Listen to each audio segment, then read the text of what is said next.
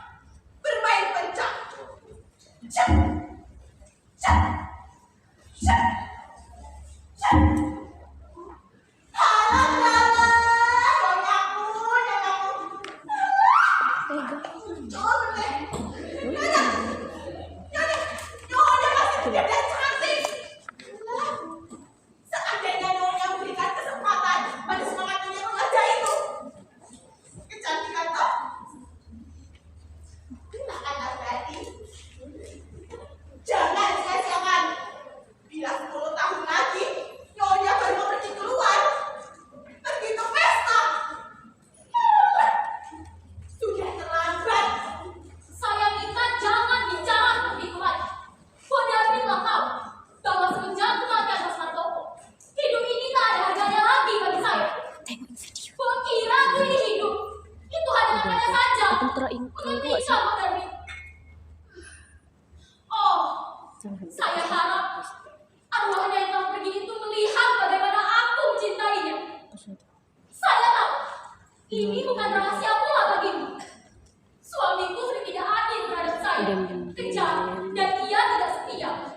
Tetapi saya akan tetap setia pada bangkainya dan membuktikan padanya bahwa saya bisa mencintai. Di sana, di akhirat dia akan menyaksikan bahwa saya masih sebagai dulu. Apakah faedahnya kata-kata semacam itu?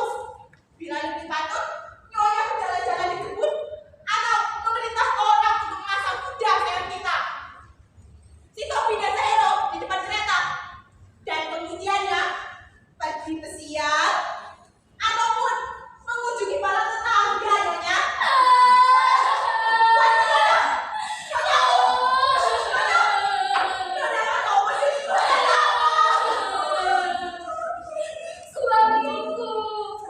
Suamiku sangat mencintai kuda itu. Si Tobi itu, dia selalu tahu mengendarainya apabila meninjau kebun-kebun. Bahkan, dia pernah pulang dari pemandangan dari Gunung Bromo. Dia sangat gagah memain kuda. Alangkah gayanya apabila dia menaikan kuda dengan tangannya yang belakang itu. Tobi, oh Tobi. Oh iya, Pak Darwin. Pak Darmo kemana? Pak Jarmo! Pak Jarmo!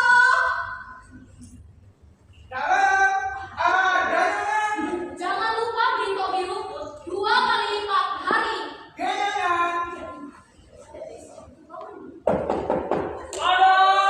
Assalamualaikum. Siapa itu? Saya tak mau menerima tamu. Saya tidak tahunya. Coba buat cek dulu. Baiknya. Sopo ini.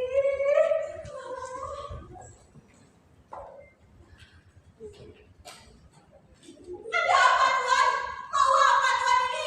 Jangan, Tuan! Jangan masuk! Alah, kalian semua bajingan.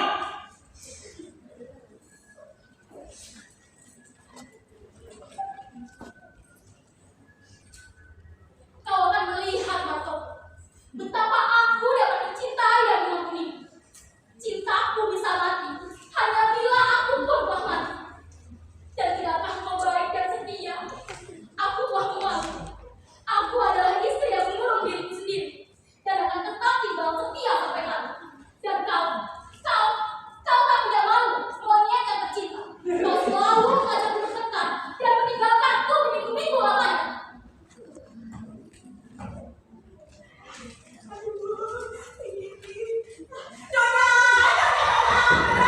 Ada orang ini bertemu dengan Nyonya. Mendesak ini bertemu dengan Nyonya. Selalu katakan bahwa semenjak kematian suami saya tak mau menerima seorang tamu pun. Sudah ya, tetapi dia tidak mau mendengarkan. Katanya ada urusan yang sangat penting ya. Sudah kukatakan tak menerima tamu. Sudah ya, dia mendadak. Dia sudah menerima saya di Padarmo. Sekarang dia sudah menembus masuk ke dalam rumahnya. Baiklah, bawa dia pulang. Kau tak tahu adat. Baiknya. Tuan! Tuan! Jangan masuk, Tuan! Orang goblok, orang tak tahu adat. Kalian berdua minta. Cepat minta. Wow, boleh juga.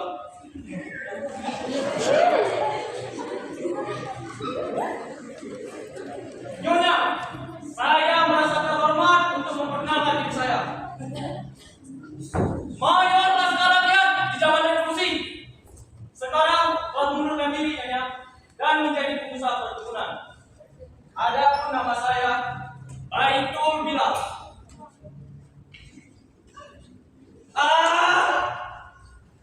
Saya terpaksa mengganggu Nyonya untuk suatu urusan yang luar biasa besar. Tuan mau apa? Almarhum suami Nyonya, dengan siapa saya merasa beruntung bisa bersahabat, meninggalkan kepada saya 2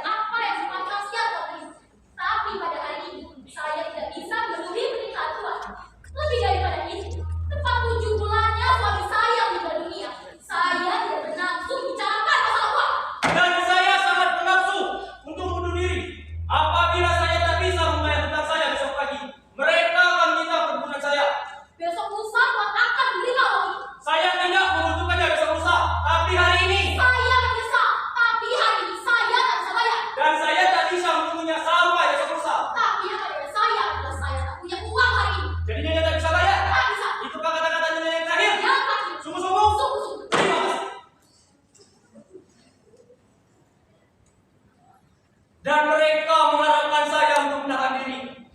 Penagih pajak di Jalan Gading bertanya kepada saya, kenapa saya selalu khawatir?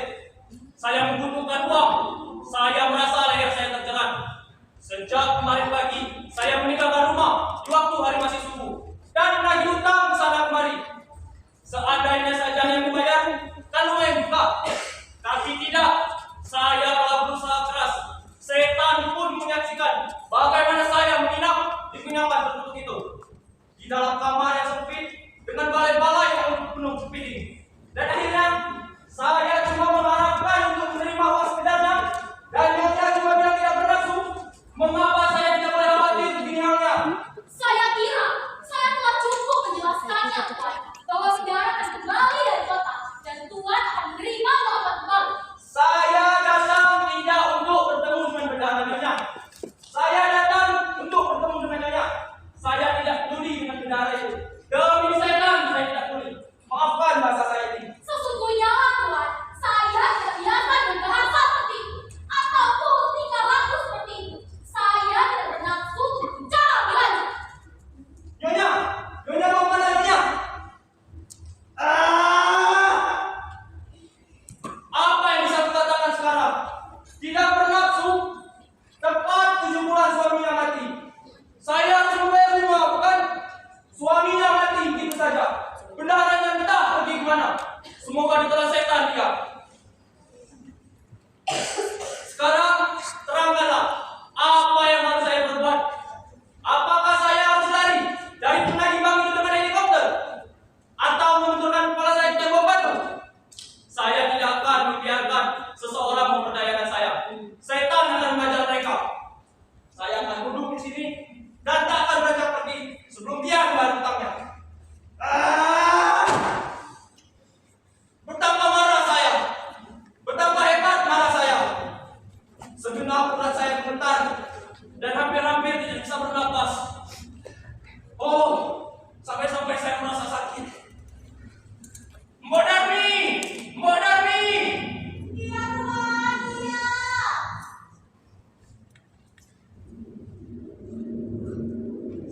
Ada apa, Tuan? Ambilkan saya minum. Baik, Tuan.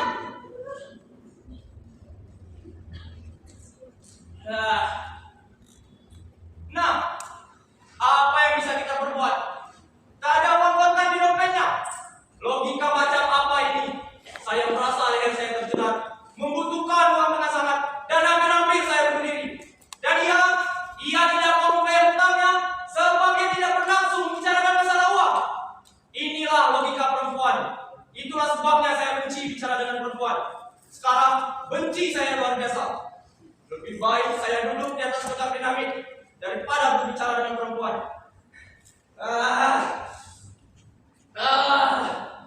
Saya merasa dingin seperti es. Soal ini menyebabkan saya sangat marah. Melihat makhluk romantis seperti dia itu saja sudah cukup untuk membuat orang berteriak minta tolong. Mbok Darmi! Mbok Darmi! Mana minum saya? Iya, Tuan, iya, sebentar.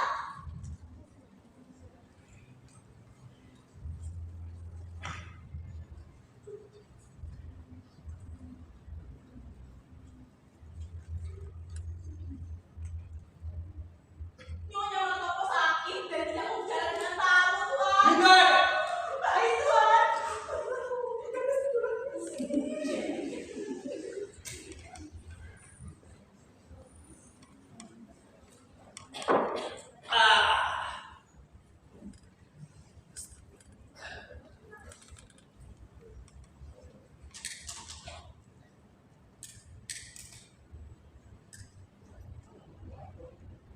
Sakit dan tidak mau bicara dengan tamu. Boleh saja. Saya juga tidak mau bicara. Saya akan tetap duduk di sini dan tinggal di sini sampai kau bayar hutang saya. Kalau kau sakit seminggu, saya akan duduk di sini seminggu. Kalau kau sakit setahun, saya akan duduk di sini seminggu. Seluruh isi surga menjadi saksinya. Dan saya harus mendapatkan uang saya kembali. Dan kau tidak akan mengguncangkan saya dengan bukti cintamu itu. Dan tidak juga dengan alis matamu yang bagus Mbak, saya tidak lagi heran melihat alis matamu yang bagus itu.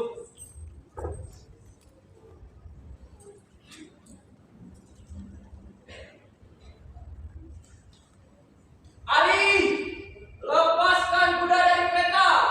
Kita tidak akan buru-buru pulang. Saya akan tetap tinggal di sini.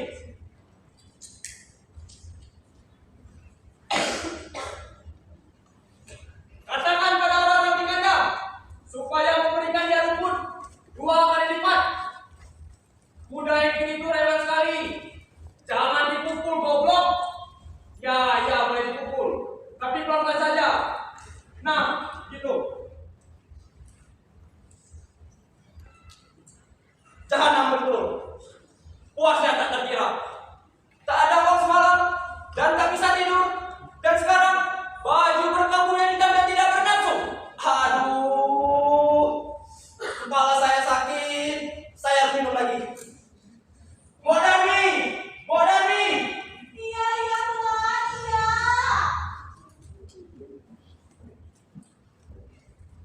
Aduh, berat itu, Tuan. Saya minta minum lagi. Baik, Tuan. Allah, wes minum bener.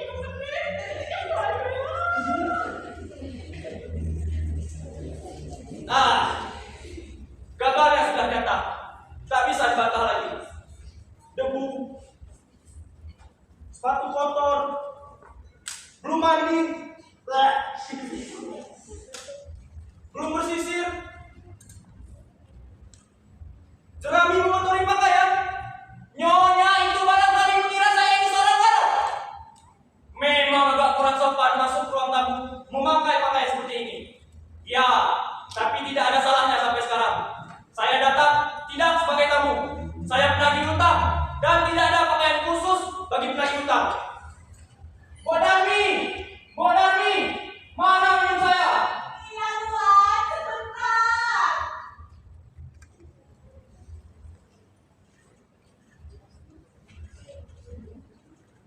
Silahkan, Tuan. Wah, tampak bebas betul, Tuan ini. Apa? Pada siapa kau tunjukkan sedangkan minum? Ya, tidak salah ngomong. Kacau, Tuan. Orang ini mau pergi. Pergi!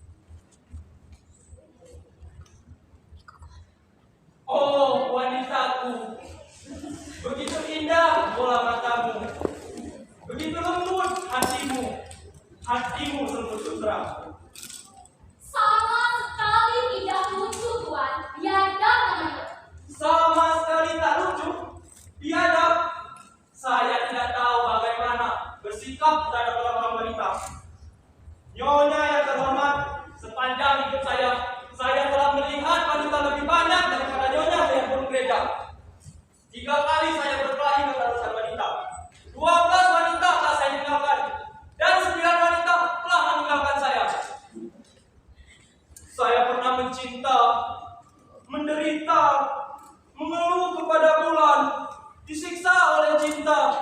Saya pernah mencinta dengan dahsyat, mencinta sampai gila, mencinta dalam semua tangga nada. Mose.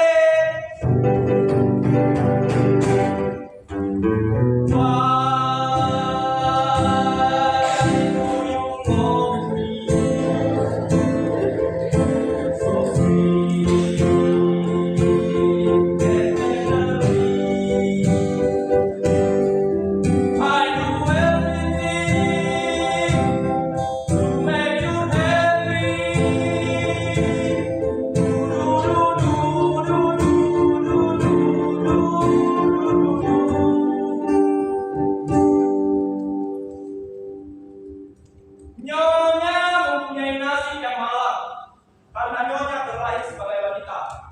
Dan tentu saja Nyonya tahu bagaimana sifat wanita itu. Coba katakan pada saya, demi kehormatan Nyonya, apakah Nyonya pernah menjumpai wanita yang jujur dan setia? Tak pernah. Tentu saja, hanya wanita yang tua dan jelek yang bisa setia. Lebih gampang mencari kucing yang bertanduk atau gagak berbulu putih daripada mencari wanita yang setia. Tapi dikala saya bertanya, siapakah yang jujur dan setia dalam mencinta? Lelaki barangkali. Iya, tepat sekali. Lelaki tentu saja. Lelaki jujur dan setia dalam mencinta. Nah, inilah berita yang baru. Bagaimana Tuhan bisa berkata seperti itu? Lelaki jujur dan setia. Sementara soal ini sudah sampai begitu jauh. Saya bisa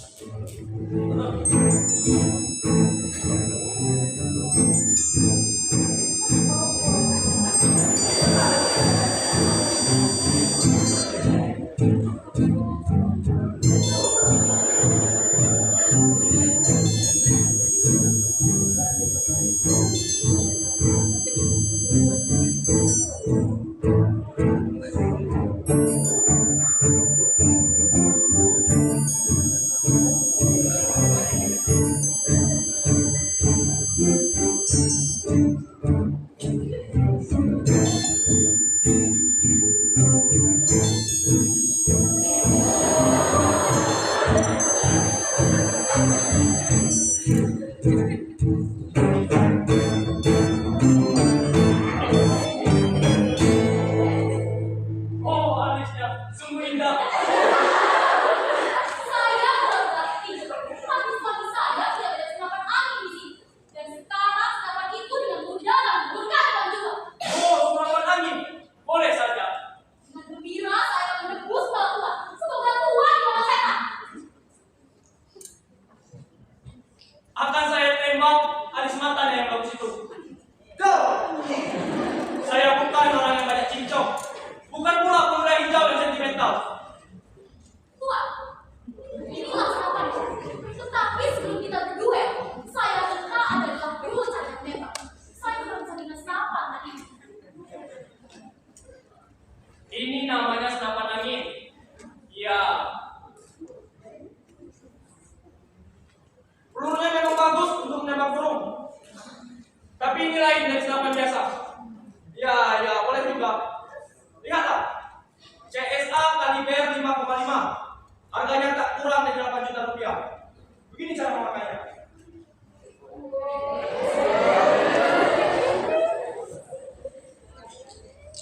Wow. Alis matanya, sungguh wanita sejati. Belum tuh. Ini kok. Coba Kak, ini kasih pengaruhnya. Pokoknya tepat kau. Ya, itu. Tangan hendaknya jangan kaku.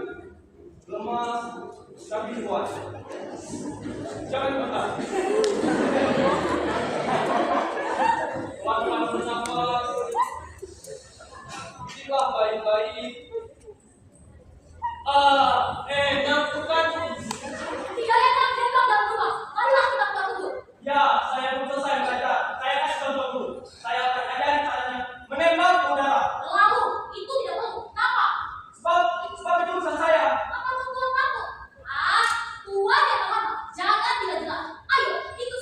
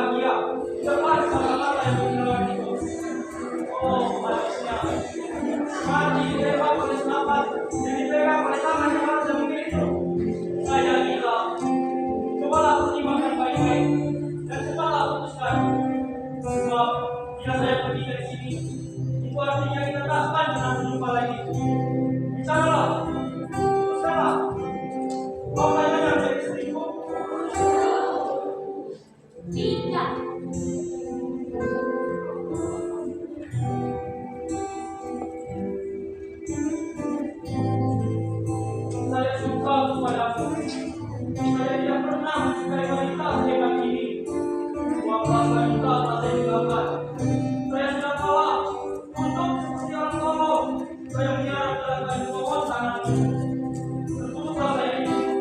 Dan mata pun saya jatuh cinta. Saya seperti sebuah peta yang terikat pada peta lain. Saya mohon pertolongan untuk ini. Ya atau tidak. Tidak.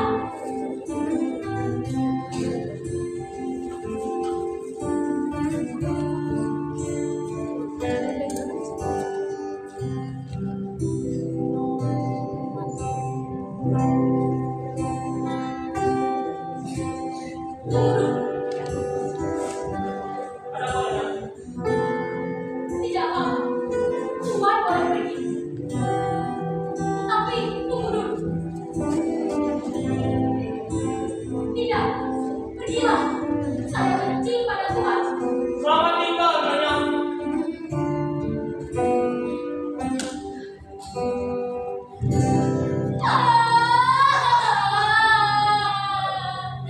Jangan pergi. Kalau Tuhan tahu bagaimana saya, jadi saya hidup yang parah seperti ini. Untuk apa kau berdiri di Tuhan? Selamat tinggal, Nyonya. Ya, pergilah.